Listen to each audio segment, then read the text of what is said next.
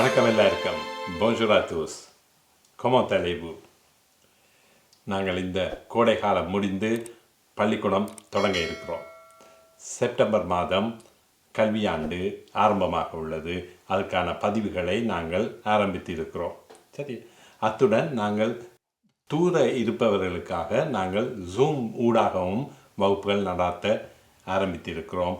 ஆகவே நீங்கள் எம்முடன் அதை பற்றிய விளக்கங்களுக்கு தொடர்பு கொள்ளுங்கள். அடுத்ததாக நீங்கள் டில்ஃப் சோதனை பற்றியும் கேட்டிருந்தீர்கள். டில்ஃப் சோதனைக்கான கட்டணம் 80 யூரோ. அதே மாதிரி டெல்ஃப் அதற்கான கட்டணம் 95 யூரோ மட்டுமே. அதே மாதிரி டெல்ஃப் ஆதுக்கான கட்டணம் 115 யூரோக்கள்.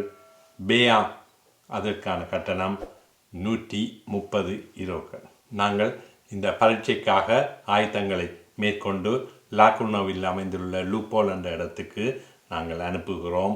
அங்கு நீங்கள் பரீட்சை எடுப்பீர்கள். இது பற்றிய மேலதிக விவரங்களை அறிய எம்முடன் தொலைபேசியில் தொடர்பு கொள்ளுங்கள். இனி நாங்கள் வழமையான வகுப்புக்கு செல்வோம். இன்று படிக்க இருக்கும் வினைச்சொல் ரொம்ப முக்கியமான ஒரு வினைச்சொல்லு. தீர் என்ற வினைச்சொல்லை பற்றி பார்க்க இருக்கிறோம். தீர் என்று சொன்னால் சொல்லுதல் என்றதை குறிக்கு, கூறுதல் என்ற அர்த்தத்தை குறிக்கு. சரியா? அப்போ நாங்கள் இந்த வினைச்சொல்லை உருமாற்றுவோம். இது நாங்கள் முதல் படித்த வினைச்சொற்கள் மாதிரி இல்லை, கொஞ்சம் வித்தியாசமாக இருக்க போது. பாருங்கோ, je dis, tu dis, il dit, elle dit, on dit, nous disons, vous dites, ils disent, elles disent. அப்போ பார்த்தீங்களோ கொஞ்சம் வித்தியாசமாக வருது என்ன? சரி, அப்போ திருப்பி இருக்க சொல்கிறேன். je dis, tu dis, il dit, elle dit, on dit, nous disons, vous dites, ils disent, elles disent. அப்போ இதில் நூவுக்கு பாருங்கோ, அதில் ஒரு எஸ் வருகுது. ஏருக்கு பதிலாக எஸ் வருது. தீசோம் என்று சொல்லி வருகுது, எஸ் வருது. அதே மாதிரி இல்லைலோ ப்ளூரியல்லையும் பாருங்கோ, இல் தீஸ் அதுலேயும் எஸ் தான் வருகுது, ஏர் வேறே இல்லை. ஆனால் வூக்கு பாருங்கோ, வு தித் என்று சொல்லி வருது. நாங்கள் இவ்வளவு நாள் படித்து கொண்டு வந்த நாங்கள் வு என்று சொல்லி வரைக்க கடைசியில் சேத்தான் டெர்மினேஷன் வந்தது. ஆனால் இந்த தீர் என்ற வினைச்சொல்லுக்கு மட்டும் எஸ் வருகுது. ஞாபகம் வச்சுக்கொள்ளுங்க. அப்போ வு தித் என்று தான் நீங்கள் சொல்ல வேணும். சரியா? அப்போ திருப்பி இருக்க சொல்கிறேன். je dis, tu dis, il dit, elle dit, on dit, nous disons, vous dites, ils disent, elles disent. சரியா? ஞாபகம் வச்சுக்கொள்ளுங்க. முக்கியமான ஒரு வினைச்சொல். அப்போ இந்த வினைச்சொல்லை வச்சுக்கொண்டு எப்படி வசனங்கள் அமைக்கலான்னு சொல்லி பார்ப்போம். அப்போ இந்த வினைச்சொல்லோட நீங்கள் நேரடியாக செய்யப்படு பொருளை போடலாம். அப்போ பாருங்க, அவன் ஒரு கதை சொல்கிறான் என்று சொல்லி சொல்லும். அப்போ il dit une histoire, il dit une histoire. சரி, அப்போ கதைக்கு நாங்கள் conte என்ற சொல்லும் இருக்குது. சரியா? அப்போ அதில் இருந்தால் raconter என்று சொல்லி சொல்லு வந்தது. சரி, அப்போ நாங்கள் அதையும் பாவிக்கலாம். சரியா? அப்போ il dit une histoire. இனி சொல்ல போகிறேன், அவன் வணக்கம் கூறுகிறான், அவன் வணக்கம் சொல்கிறான். அப்போ il dit bonjour. என்னென்னு சொல்வீங்க? il dit bonjour என்று சொல்லி சொல்வீங்க. அவன் ஓம் என்று சொல்கிறான், il dit oui. அவன் இல்லை என்று சொல்கிறான், il dit non. பார்த்தீங்களோ? அப்படி நேரடியாக நீங்கள் செய்யப்படு பொருளை போடுங்க. சரி, ரைட். அவன் உண்மை சொல்கிறான், il dit la vérité, il dit la vérité. நேரடியாக நீங்கள் செய்யப்படு பொருளை போடலாம்.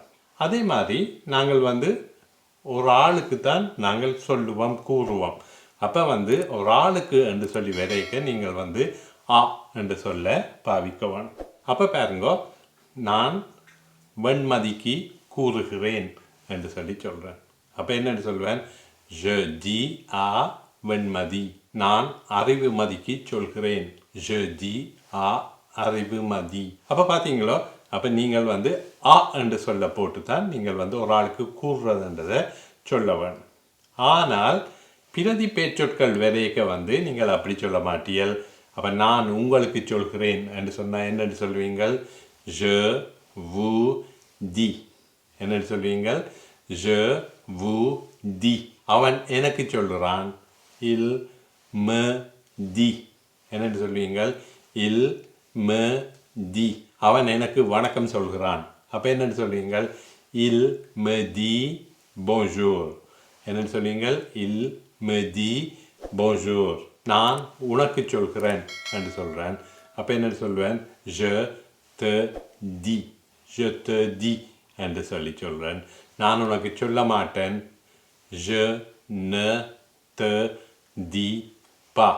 அப்போ je ne te dis pas. விளங்குதோ? ரைட். அப்போ நான் கதை கேட்க நோவை விட்டுடுவோம். அப்போ je te dis pas என்று சொல்லுவோம். நான் உனக்கு சொல்ல மாட்டேன். அதே மாதிரி நான் உங்களுக்கு சொல்ல மாட்டேன் என்று பேச்சு வழக்கில் சொல்லிக்க je vous dis pas என்று சொல்லுவீங்க. பிரதி பேச்சொற்கள் வரைக்க இப்போ நான் இனி சொல்ல போகிறேன். நான் அவர்களுக்கு சொல்கிறேன். அப்போ நான் அவர்களுக்கு சொல்கிறேன். je leur dis. je leur dis. நான் அவனுக்கு சொல்கிறேன். je lui dis. நான் அவளுக்கு சொல்கிறேன். அதுக்கும் நீங்கள் இந்த lui என்று சொல்லத்தான் பாவிப்பீங்கள். je lui dis என்று சொல்லுவீங்க. அப்போ இப்போ எங்களுக்கு ஒரு ஆளுக்கு எப்படி சொல்கிறது, ஏதாவது ஒன்றை சொல்கிறத சொல்ல தெரியும். ஓகே, அடுத்ததாக நாங்கள் இந்த டீர் என்ற சொல்லோட து என்ற சொல்ல போட்டு நாங்கள் அங்கால ஒரு வினை சொல்ல போட போகிறோம். அவன் செய்யும்படி எனக்கு சொல்கிறான். அப்போ பாருங்க, அதை ஃப்ரெஞ்சில் எப்படி சொல்லுவான்? il me dit de faire. சரி, il me dit de faire. அப்போ பார்த்தீங்களா, இப்படி நீங்கள் வசனங்கள் அமைப்பீங்கள். தீரோட து போட்டு அங்கால வினைச்சொல்லு போடவான்.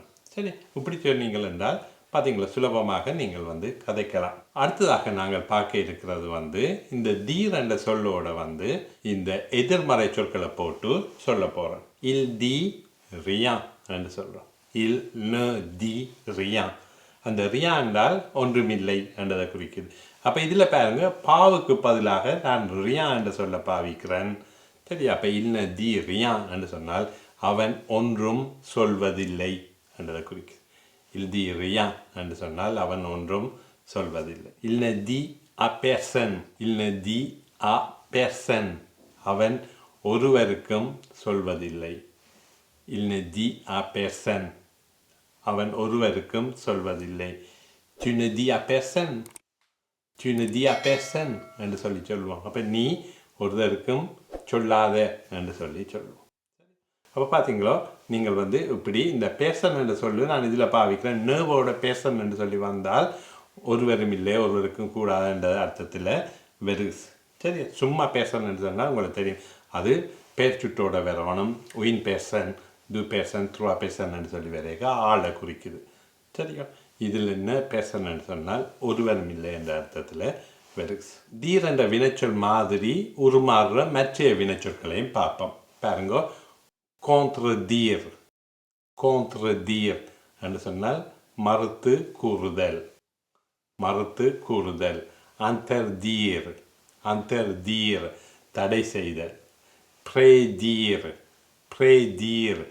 ப்ரே என்று சொன்னால் முன். அப்போ ப்ரேதீர் என்று சொன்னால் முன்கூட்டியே சொல்லுதல் என்றதை குறிக்குது. அப்போ இப்போ உங்களுக்கு தீர் என்ற வினைச்சொல் வடிவாக உருமாற்ற தெரியும். நாங்கள் இன்னொரு வினைச்சொல்லுடன் அடுத்த வகுப்பில் சந்திப்போம். இந்த வகுப்பு பற்றிய உங்களுடைய எண்ணங்களையும் கருத்துக்களையும் கமெண்ட்ஸில் பதிவிடுங்கள். பிடித்திருந்தால் லைக் பண்ணுங்கள், ஷேர் பண்ணுங்கள், சப்ஸ்கிரைப் பண்ணுங்கள். நான் உங்கள் பிரகலாதன். Au revoir, à bientôt.